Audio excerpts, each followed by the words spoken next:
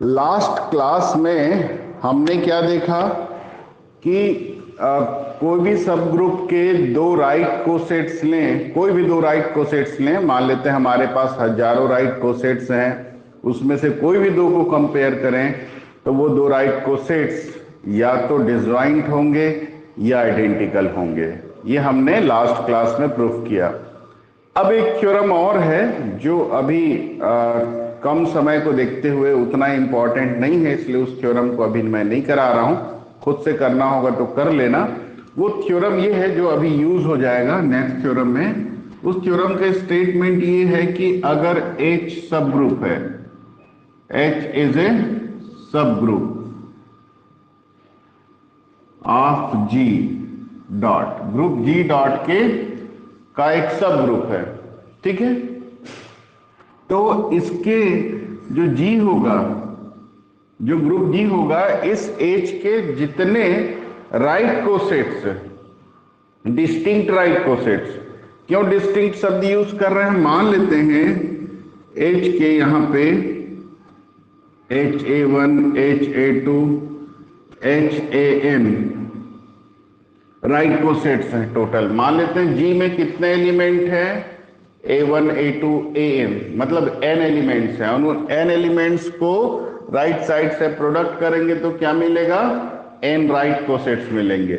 लेकिन अभी जो कल का थ्योरम देखे थे उसमें हम देखे थे कि दो राइट कोसेट्स या तो डिसजॉइंट होता है या आइडेंटिकल होता है।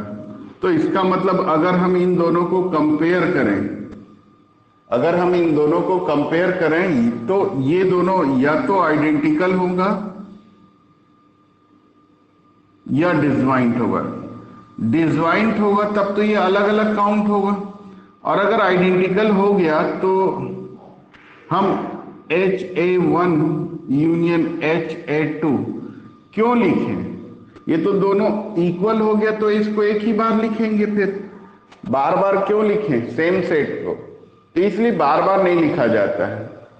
तो ये थ्योरम ये कहता है कि H अगर ग्रुप G का सब ग्रुप है तो H के G में जितने डिस्टिंक्ट राइट कोसेट, डिस्टिंक्ट का मतलब ये अगर कंडीशन हो तो HA2 HA1 से अलग राइट कोसेट होगा, लेकिन इक्वल हो गया तो दोनों सेम हो जाएगा, तो दो बार लिखने का मतलब नहीं है। तो अगर ये टोटल राइट कोसेट्स की संख्या HAN है लेकिन इनमें कुछ आपस में इक्वल होंगे तो डिस्टिंक्ट राइट कोसेट्स की संख्या कम हो जाएगी, ठीक है। मान लेते हैं डिस्टिंक्ट राइट कोसेट्स की संख्या k हो गई, तो उन्हीं डिस्टिंक्ट राइट कोसेट्स के यूनियन के इक्वल होता है ये ग्रुप G, ठीक है। ये ध्यान रखना है, अभी जो थ्योरम करने वाले हैं उसमें ये काम आएगा। एक बार फिर से बता रहा हूं, HG का सब ग्रुप है तो H के G में जितने डिस्टिंक्ट यानी अलग अलग राइट कोसेट्स, ठीक है। सारे राइट कोसेट्स का यूनियन नहीं, लिख सकते हैं सारे राइट कोसेट्स का भी यूनियन, कोई दिक्कत नहीं है। ये मान लो इक्वल होगा तो भी से वही आएगा एलिमेंट, कोई डबल रिपीट तो करते नहीं सेट में, ठीक है। तो डिस्टिंक्ट राइट कोसेट्स का यूनियन होता है ग्रुप G, H के जितने डिस्टिंक्ट राइट कोसेट्स होता है उसका यूनियन होता है। अब देखते हैं बहुत इंपॉर्टेंट थ्योरम, बहुत इंपॉर्टेंट थ्योरम, मतलब चांस पूरा पूरा रहेगा, ध्यान से समझना। Lagrange's theorem, Lagrange's theorem, Lagrange's theorem. तो लैग्रेंजेस थ्योरम का स्टेटमेंट क्या है? The order of each subgroup of a finite group is a divisor of the order of group. क्या लिखा है? The order of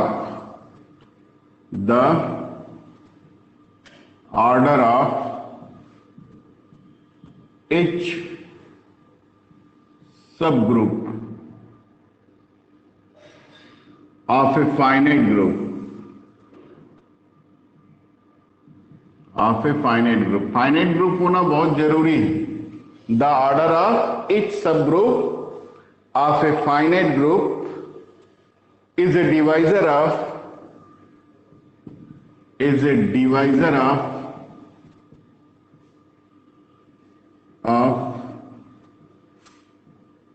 order of the group. Order of the group, ठीक है।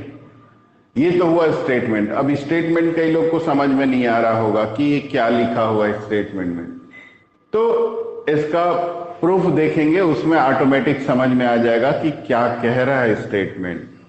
तो proof,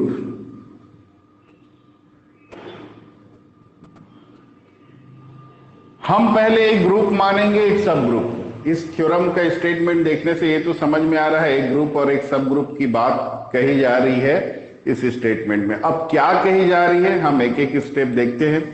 पहले हम मान लेते हैं कि let G dot be a finite group, be a finite group and H is a subgroup of G and H क्या है, उसका एक सब ग्रुप है, राइट। अब किसकी बात कही जा रही है, ऑर्डर ऑफ सब ग्रुप और ऑर्डर ऑफ ग्रुप की बात कही जा रही है ना। एक एक करके स्टेटमेंट को समझते हैं। तो अब हम दोनों का ऑर्डर एज्यूम कर लेते हैं, राइट। तो हम मान लेते हैं let order of H equals to M, and दोनों के ऑर्डर की बात कही जा रही है स्टेटमेंट में, order of G equals to N, ठीक है। याद रखना ये थ्योरम का स्टेटमेंट भी याद रखना होगा। एग्जाम में आता है स्टेट एंड प्रूव। एग्जाम में कैसे आता है, स्टेट एंड प्रूव, लैग्रेंजस थ्योरम, है ना। कभी कभी स्टेटमेंट दे देगा, सिर्फ प्रूफ करना रहेगा, और कभी कभी ऐसा भी होता है स्टेट एंड प्रूफ, तो ये भी हमको लिखना पड़ता है, ठीक है, ध्यान रखना। अब फिर से स्टेटमेंट को पढ़ते हैं। इतना जो ऑर्डर की बात किया था, सब ग्रुप और ग्रुप की बात किया था, उतना तो हमने लिख लिया। अब आगे क्या कहता है थ्योरम, अब फिर से पढ़ रहा हूं, ध्यान से समझना। Order of sub group, order of sub group is a divisor of order of group. क्या बोला है कि सब ग्रुप का ऑर्डर ग्रुप के ऑर्डर को डिवाइड करता है। स्टेटमेंट क्या कहता है, सब ग्रुप का ऑर्डर ग्रुप के ऑर्डर को डिवाइड करता है। तो हमको क्या प्रूफ करना है, we have to show that जो M है या ऑर्डर ऑफ H है लिखा जाए, ऑर्डर ऑफ G को डिवाइड करता है, that is M divides N। Vertical line खींचना, स्लेंट लाइन मत खींचना। इसका मतलब है M जो है N को डिवाइड करता है। मान के चलो M 12 है, N की वैल्यू 12 है, तो M की वैल्यू 3 या 4 होगी, उसको डिवाइड, या 6 भी हो सकती, उसको डिवाइड करता है। ये बड़ा नंबर है और ये छोटा नंबर है ना, ध्यान रखना। वर्टिकल लाइन खींचना है, ये सिंबल का मतलब है M N को डिवाइड करता है, order of H order of G को डिवाइड करता है। चलो ये प्रूफ करना है। तो अब हमको स्टेटमेंट समझ में आ गया होगा क्या कहता है। एक बार रिपीट कर देता हूं। यह स्टेटमेंट ये कर रहा है कि अगर G फाइनाइट ग्रुप है तो उसका कोई भी सब ग्रुप ले, उस सब ग्रुप का ऑर्डर ग्रुप के ऑर्डर को डिवाइड करता है ना। तो सब ग्रुप का ऑर्डर M है, ग्रुप का ऑर्डर N है, तो सब ग्रुप का ऑर्डर M N को डिवाइड करता है। यही हमें प्रूफ करना है। तो पहले हम माने हैं H का ऑर्डर M है, राइट। तो इसका मतलब H में कितने एलिमेंट्स होंगे, ऑर्डर का मतलब उसमें एलिमेंट्स की संख्या है, तो H में कितने एलिमेंट्स होंगे, M एलिमेंट्स होंगे। तो मान लेते हैं कि let H equals to H1 H2 HM। Let H1 H2 HM, ये क्या है, इसका ऑर्डर, इसलिए इसमें एलिमेंट्स की संख्या है। और G का एक एलिमेंट ले लेते हैं, जी का कोई भी एलिमेंट ले लेते हैं तो मान लेते हैं ए ले लेते हैं, let a belongs to G, then हम सबसे पहले कोसेट्स का ऑर्डर निकालेंगे कि इस सब ग्रुप का जो भी कोसेट आएगा उसका ऑर्डर क्या होगा। तो क्या होगा, H1A राइट साइड से मल्टीप्लाई करें इस G के एलिमेंट का, H3A ये किसके एलिमेंट्स होंगे, are distinct elements of HA। HA के तो एलिमेंट्स होंगे, है ना, A को इसके राइट साइड से मल्टीप्लाई कर रहे हैं तो H1A H2A HA में किसका होगा, HA का एलिमेंट होगा। और एक शब्द और साथ ही साथ मैं यूज किया हूं, डिस्टिंक्ट, मतलब अलग अलग होंगे, आपस में कोई इक्वल नहीं होगा। हम ये भी लिख रहे हैं डिस्टिंक्ट एलिमेंट्स है, ठीक है। तो डिस्टिंक्ट एलिमेंट कहा जा रहा है तो हम इसको प्रूफ करके भी बताएंगे, because if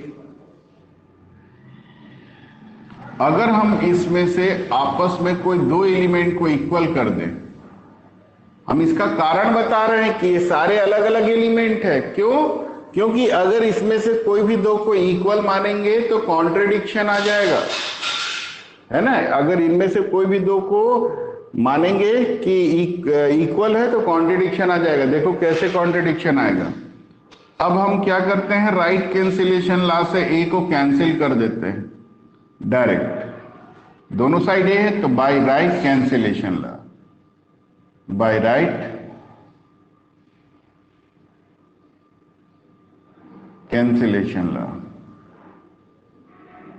bye right cancellation law, A और ए कैंसिल हो गया तो HI और HJ आपस में इक्वल हो जा रहा है, जबकि HI और HA इक्वल हो ही नहीं सकता क्योंकि H का ऑर्डर M है तो M एलिमेंट्स है, तो आपस में दो इक्वल हो जाएगा तो उस एलिमेंट को तो एक ही, दो की जगह एक काउंट करेंगे, तो ऐसे में तो एलिमेंट्स की संख्या कम हो जाएगी। तो ये सारे डिस्टिंक्ट एलिमेंट हैं, तो ये क्या हो गया, which is contradiction, which is contradiction, ये कॉन्ट्रडिक्शन है, ठीक है। कॉन्ट्रडिक्शन क्यों आया, क्योंकि हम आपस में इक्वल मान लिए थे। 10 H1A H2A HMA are M distinct elements, M distinct elements of HA, HA के M डिस्टिंक्ट एलिमेंट्स हैं और इसलिए HA का ऑर्डर क्या हो जाएगा, M। HA में कितने एलिमेंट्स हो गए, M एलिमेंट्स, तो जितने एलिमेंट्स होंगे वो उस सेट का ऑर्डर होता है, तो इसका ऑर्डर हो गया M। इससे क्या मत क्लियर हुआ कि अगर हम H का कोई भी राइट कोसेट लेते हैं, H का कोई भी राइट कोसेट्स लेंगे उसका ऑर्डर कितना होगा, जितना उस सब ग्रुप का ऑर्डर है। सब ग्रुप का ऑर्डर M है ना, तो उसके राइट कोसेट का भी ऑर्डर M, चाहे कोई भी राइट कोसेट ले लो, सभी राइट कोसेट का ऑर्डर M होगा। तो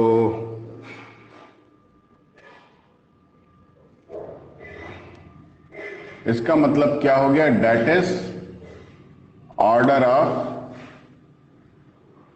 right cosets of H in G equals to M।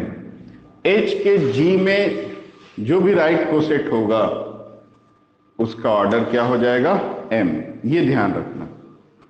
अब देखो, अभी एक थ्योरम जिसको मैं बिना प्रूफ के ओनली स्टेटमेंट बताया था, उस थ्योरम के अनुसार क्या हो जाएगा, late HA1 HA2 HAK are distinct right cosets, distinct right cosets of H in G। ऐसे H के कितने राइट कोसेट्स संभव हैं G में? n राइट कोसेट्स, क्योंकि G में जितने एलिमेंट्स होते हैं, G में n एलिमेंट्स हैं, तो n राइट कोसेट्स पॉसिबल है। लेकिन उन n राइट कोसेट्स में आपस में कुछ राइट कोसेट्स इक्वल होंगे, तो डिस्टिंक्ट राइट कोसेट्स की संख्या कम हो जाएगी। मान लेते हैं 10 राइट कोसेट्स है, उसमें से 4 राइट कोसेट्स आपस में इक्वल हो गए, तो राइट कोसेट्स की संख्या कितनी हो गई? 7 हो गई, कम हो गई ना। तो यहां पर टोटल n राइट कोसेट्स होंगे, लेकिन उसमें से आपस में कुछ इक्वल होंगे, तो डिस्टिंक्ट राइट कोसेट्स की संख्या कम हो जाएगी। मान लेते हैं कितनी हो गई? HAK। तो अभी हम एक थ्योरम का स्टेटमेंट देखे हैं। क्या देखे हैं? कि जो G होता है, जो G होता है वो उन राइट कोसेट्स का यूनियन होता है, उन डिस्टिंक्ट राइट कोसेट्स का यूनियन होता है। ये अब भी हम स्टेटमेंट देखे हैं जस्ट इस थ्योरम को प्रूफ स्टार्ट के पहले। तो G इसका यूनियन हो गया। अब देखो, ये इसमें कोई भी एलिमेंट आपस में इक्वल नहीं है, एक भी एलिमेंट कॉमन नहीं है। ठीक है, मान लेते हैं यहां पर 5 कोसेट्स है।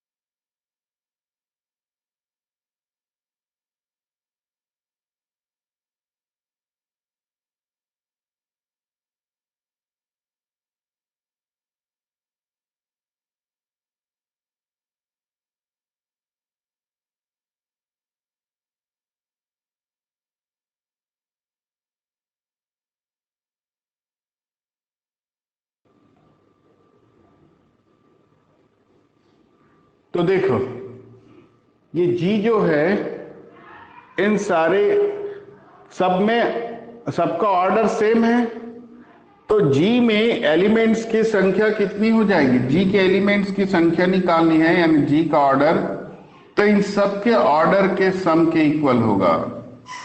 सीधे सीधे इन सब के ऑर्डर के सम होगा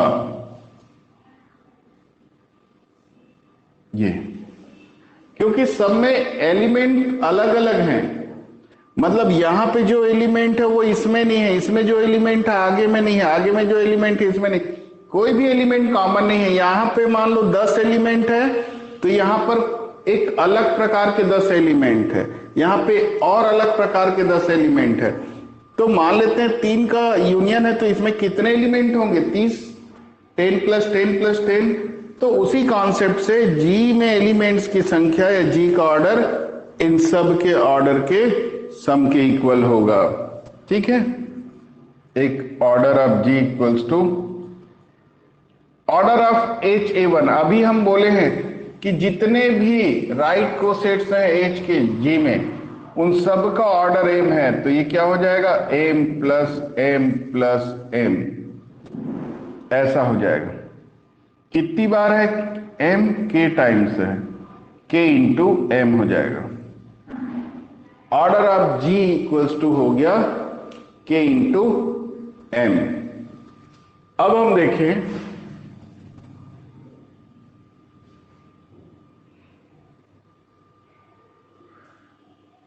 इसका मतलब हुआ order of G equals to k order of H हो जाएगा। तो देखो, हम यहां देख सकते हैं कि ऑर्डर ऑफ G को ऑर्डर ऑफ H के मल्टीपल के रूप में लिख सकते हैं, है ना। मतलब k की इंटीजर है, मान लो k की वैल्यू 5 है और H का ऑर्डर 10, तो ये कितना हो गया? 50। और 50 को ये डिवाइड करेगा ना, 10 करेगा ही, वही चीज तो हो गया। क्योंकि order of G order of H का मल्टीपल है, इसका मतलब हुआ कि ऑर्डर ऑफ एच किसको डिवाइड करेगा? ऑर्डर ऑफ जी को। ऑर्डर ऑफ एच किसको डिवाइड करेगा? ऑर्डर ऑफ जी को। प्रूफ हो गया थ्योरम, यही हमें प्रूफ करना था। ठीक, अब हम देखते हैं इसमें एक रिजल्ट, उसको नोट के रूप में बता रहा हूं। ये थ्योरम का प्रूफ हो गया, यही प्रूफ करना था, लेकिन एक रिजल्ट हमारा यहां पे मिल रहा है। वो रिजल्ट बहुत काम का है, जनरल नॉलेज की चीज है, मतलब ये हमेशा ध्यान रखना चाहिए जो बताने वाला हूं, कि अभी हम प्रूफ किए हैं कि ऑर्डर ऑफ जी को ऑर्डर ऑफ एच डिवाइड करता है, और डिवाइड करता है तो ये किसके इक्वल आता है? के इक्वल आया ना। और के यहां पर क्या चीज था? के यहां पर क्या चीज था? डिस्टिंक्ट राइट कोसेट्स की संख्या थी, है ना। तो हम के को क्या बोल सकते हैं? Number of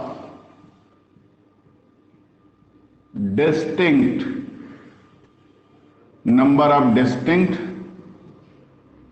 right cosets of H in G. ये तो हम प्रूफ कर दिए कि एच का ऑर्डर जो सब ग्रुप का ऑर्डर है, ग्रुप के ऑर्डर को डिवाइड करता है, और डिवाइड करने से भागफल किसके बराबर आता है? वो भी एक रिजल्ट है। भागफल या कोसेंट किसके इक्वल आता है? जो कोसेंट आता है वो number of distinct right cosets के इक्वल होता है, number of distinct right cosets के इक्वल होता है। ठीक है, और number of distinct right cosets, ये इसी को कहा जाता है इंडेक्स, ये ध्यान रखना, इंडेक्स ऑफ एच इन जी। इसी को कहा जाता है एच का इंडेक्स जी में। इसी को क्या कहा जाता है? एच का इंडेक्स जी में, मतलब number of distinct right cosets. और इसको किससे डिनोट किया जाता है? इससे। तो ये हो गया order of G by order of H. तो ये एक रिजल्ट आ गया। ये सिंबल का मतलब क्या है? एच के जी में डिस्टिंक्ट राइट कोसेट्स की संख्या। तो हो सकता है एग्जाम में यही स्टेटमेंट आ जाए, तो पूरा प्रूफ यही करना है। ये स्टेटमेंट आएगा तब भी से बस ये 2 लाइन आगे बढ़ना है, इसको हेंस प्रूव्ड को मिटा दो समझो, और इसी के आगे कंटिन्यू चल के ही आ जाएगा। तो ये ध्यान रखना, बहुत इंपॉर्टेंट रिजल्ट है कि जब ऑर्डर ऑफ एच से ऑर्डर ऑफ जी को डिवाइड करेंगे तो जो भी भागफल आएगा, कोसेंट आएगा, वो कोसेंट किस चीज को बताता है, किस चीज को रिप्रेजेंट करता है? Number of distinct right cosets, है ना, डिस्टिंक्ट राइट कोसेट्स की संख्या को रिप्रेजेंट करता है। ठीक है, और इसी के साथ ये तुम लोग का चैप्टर है, तो और भी थ्योरम, लेकिन अभी फिलहाल इंपॉर्टेंट क्वेश्चंस थ्योरम सब भी हो गए। अब स्टार्ट करते हैं नॉर्मल सब ग्रुप। ठीक है, अब नया चैप्टर, ये भी 3rd यूनिट में ही आएगा, नॉर्मल सब ग्रुप।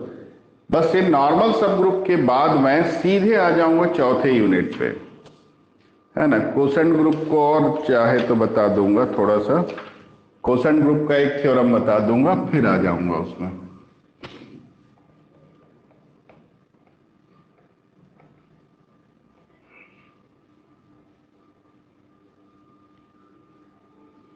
तो ग्रुप के बाद हम पढ़े हैं सब ग्रुप। तो सब ग्रुप कैसे प्रूफ करते हैं? सब ग्रुप क्या होता है? ग्रुप का कोई सबसेट, ग्रुप का कोई सबसेट सब ग्रुप कहलाता है। ग्रुप का कोई सबसेट सब ग्रुप कहलाता है। कब कहलाता है? ग्रुप का कोई सबसेट सब ग्रुप कब कहलाता है? जब स्वयं वो ग्रुप हो। जब सबसेट स्वयं एक ग्रुप होता है तब हम उसको सब ग्रुप बोलते हैं। ठीक है, अब सब ग्रुप जो है वो नॉर्मल कब बनता है वो देखते हैं।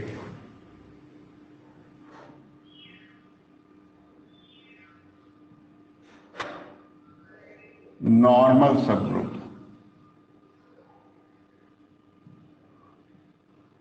नॉर्मल सबग्रुप, नॉर्मल सबग्रुप क्या है?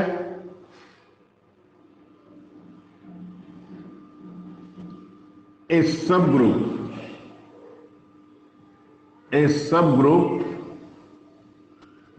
H of a group G dot, है ना? मतलब ग्रुप का जो सबसेट H है, H क्या है? सबग्रुप है G का, यही नॉर्मल सबग्रुप कहलाता है। Is called normal subgroup, is called normal subgroup if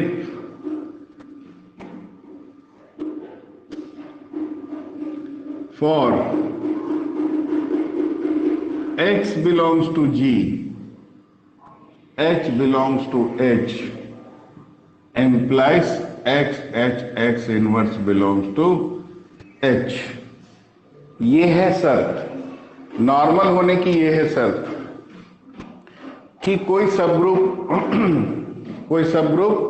normal subgroup कब बनता है?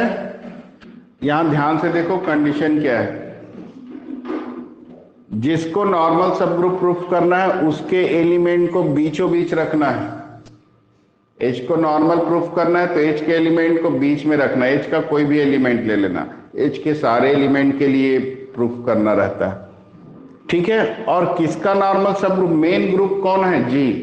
G का एक आर्बिट्रेरी एलिमेंट लेंगे X, तो X का उसके पहले प्री मल्टीप्लाई करेंगे और उस X के इनवर्स का पोस्ट मल्टीप्लाई करेंगे।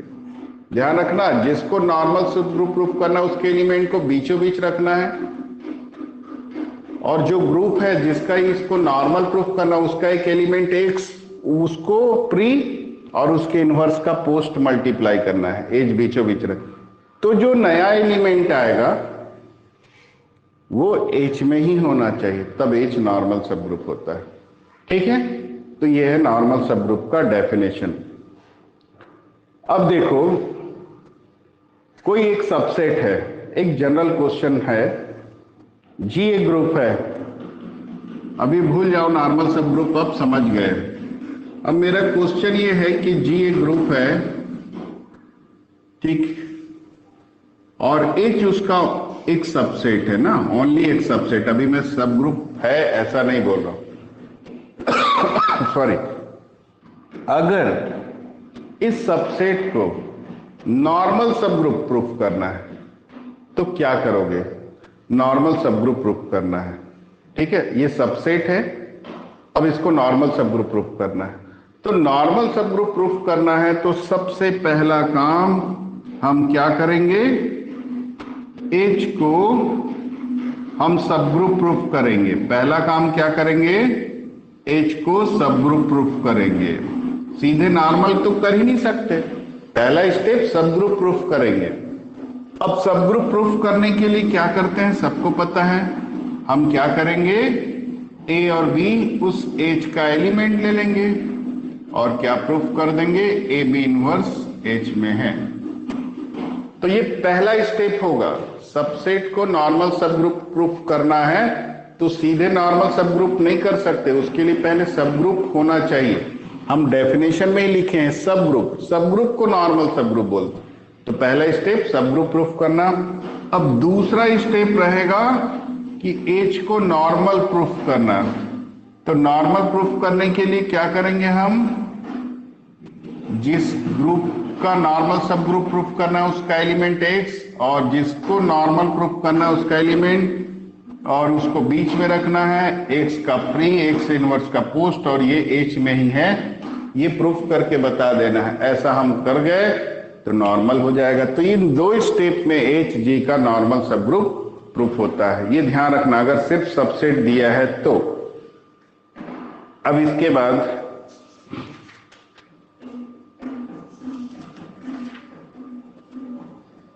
अब थ्योरम में आ जाते हैं। इसमें से भी एकदम सेलेक्टेड थ्योरम ही कराऊंगा, है तो बहुत सारा थ्योरम इंपॉर्टेंट, लेकिन एकदम मेन थ्योरम कराता हूं। पहला थ्योरम है, a sub group H of a group G is normal. पहला थ्योरम है, a sub group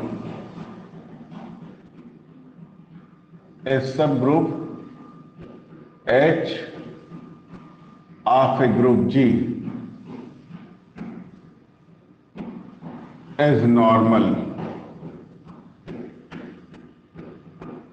if and only if a subgroup H of a group G is normal if and only if X inverse equals to H for all X belongs to G. A subgroup H of a group G is normal if and only if X inverse equals to H for all X belongs to G.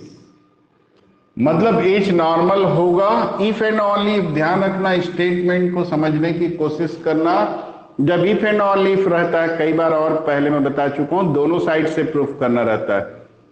हम पहले H को normal assume करके ये proof करेंगे, फिर इसको assume करके, किसी को पहले बाद में कर सकते हैं, लेकिन करना दोनों साइड से है प्रूफ। तो चलो पहले हम मान लेते हैं ये वाला साइड, इसको एज्यूम करके चलते हैं और H को नॉर्मल प्रूफ कर देंगे। Let H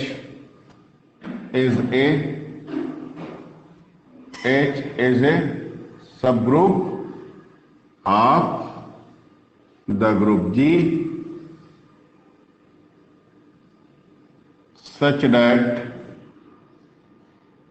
X inverse equals to H for all X belongs to G।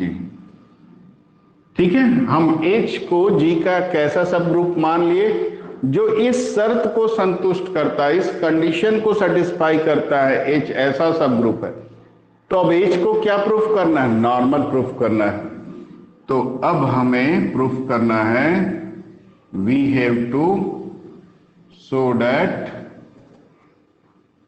क्या शो करना है? H is normal, right. Sub group already है ना, सिर्फ नॉर्मल प्रूफ करना है। सिर्फ नॉर्मल प्रूफ करना है, तो ये शर्त है। ऑलरेडी वो सब ग्रुप है, सिर्फ नॉर्मल सब ग्रुप प्रूफ करना है, यानी इस शर्त को संतुष्ट कराना है। तो क्या करना होगा? X G का एलिमेंट लेना होगा और H का एलिमेंट। तो हम X G का एलिमेंट ले लेते हैं, H का एलिमेंट ले लेते हैं। तो यहां से हम देख सकते हैं कि X H किसका एलिमेंट होगा? X H का एलिमेंट। मतलब हम इसमें X का प्री मल्टीप्लाई कर दिए बोथ साइड। अब क्या करेंगे? X इनवर्स का post multiply, X H inverse, X inverse. ऐसा क्यों कर रहे हैं? क्योंकि हमको X इनवर्स को H का एलिमेंट लाना है। अब हम इक्वेशन 1 से देख सकते हैं कि ये जो X इनवर्स है किसके इक्वल है? H। तो इसको हटा के हम क्या लिख सकते हैं? H। चलो यही लिख देता हूं मैं। तो ये आ जाएगा X इनवर्स, और इसकी जगह H लिख दिए। कहां से लिख दिए? By equation 1। ठीक है, इक्वेशन 1 से। तो इससे क्या प्रूफ हो गया? H is normal, H is a normal. ठीक है, तो एक तरफ से थ्योरम प्रूफ हो गया।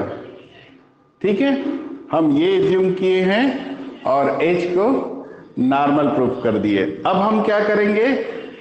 H को नॉर्मल लेके चलते हैं और ये प्रूफ कर देंगे। Conversely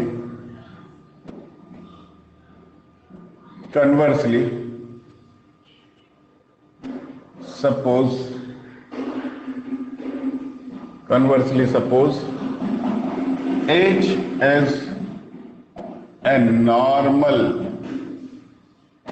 subgroup, normal subgroup of G. Suppose H is a normal subgroup of G. ठीक है, तो क्या शो करना है? Then we have to show that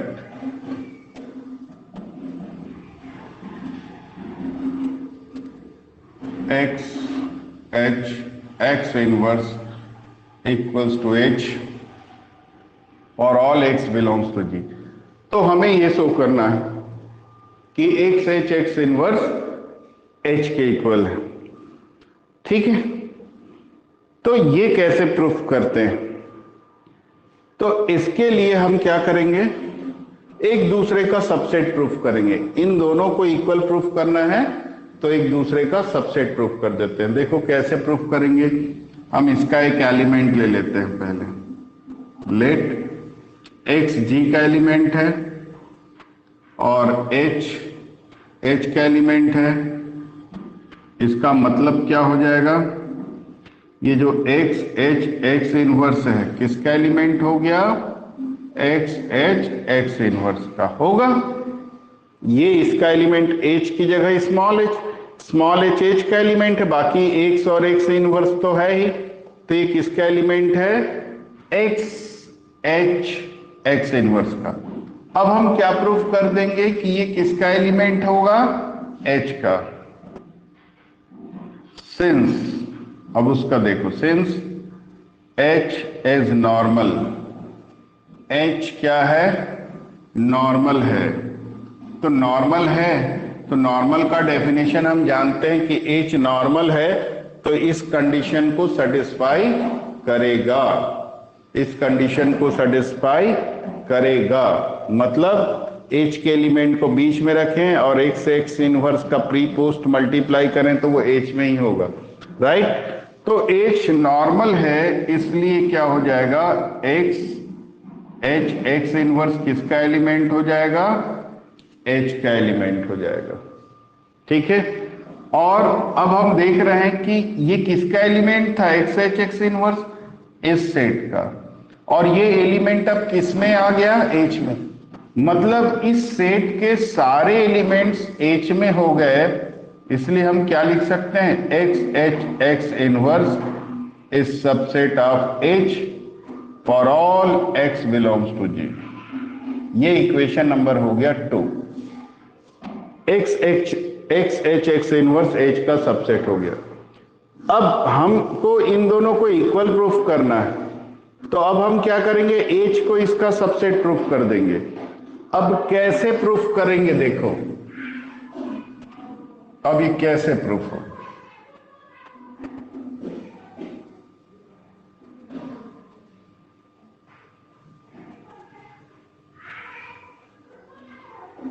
तो इसको प्रूफ करने के लिए क्या करेंगे, H को सबसेट प्रूफ करना। ठीक है, तो देखो ये जो इक्वेशन 2 है G के सारे एलिमेंट के लिए ट्रू है।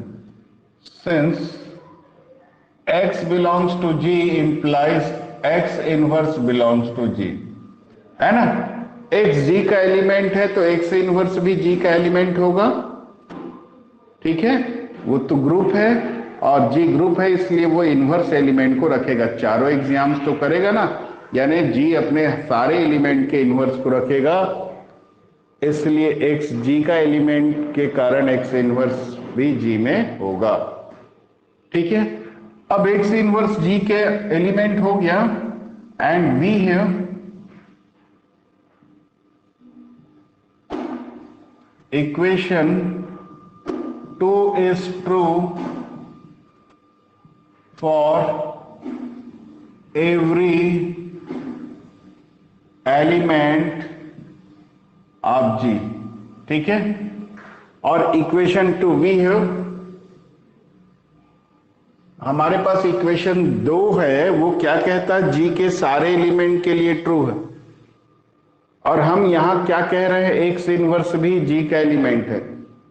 तो एक्स इनवर्स के लिए भी वो स्टेटमेंट ट्रू होगा। हम यहां पर क्या कह रहे हैं कि इक्वेशन 2 जी के सारे एलिमेंट के लिए ट्रू है, ठीक है। और दूसरी तरफ हम देख रहे हैं एक्स इनवर्स जी का एलिमेंट है, तो जी के सारे एलिमेंट के लिए ट्रू है, तो एक्स इनवर्स भी जी के एलिमेंट है, इसलिए एक्स इनवर्स के लिए भी वो ट्रू होगा। तो therefore replacing x by x inverse in equation 2, इसलिए हम इक्वेशन 2 में जो x है उसको x इनवर्स से रिप्लेस कर रहे हैं। कर सकते हैं, कोई डाउट नहीं होना चाहिए। क्यों कर सकते हैं? जी के सारे एलिमेंट के लिए इक्वेशन 2 सही है, जी के सारे एलिमेंट के लिए। तो x इनवर्स भी तो जी का एलिमेंट है, यहां पर लिखे ना for all x belongs to G, G के सारे एलिमेंट के लिए ट्रू है, तो x इनवर्स भी जी का एलिमेंट है, तो x इनवर्स के लिए भी ट्रू होगा। तो यहाँ x और x की जगह x इनवर्स रख सकते हैं, उसके लिए भी ट्रू होगा। चलो रख देते हैं, तो क्या हो जाएगा? x इनवर्स, x की जगह x इनवर्स रख रहा है इस सबसेट ऑफ h, तो ये हो गया x inverse h, x inverse का इनवर्स x आ जाएगा। तो x का प्री मल्टीप्लाई x इनवर्स का post multiply, x h x inverse, x का प्री और x इनवर्स का post multiply, x inverse h x inverse is subset of x h x inverse, x inverse e हो जाएगा, e h e is subset of x h x inverse. e का multiply करने से तो identity है, कोई फर्क नहीं पड़ता, h ही आएगा, तो x h x इनवर्स। ये इक्वेशन 3, ये इक्वेशन 3 हो गया। अब इक्वेशन 2 और 3 को मिला दो, तो फ्रॉम इक्वेशन 2 एंड 3,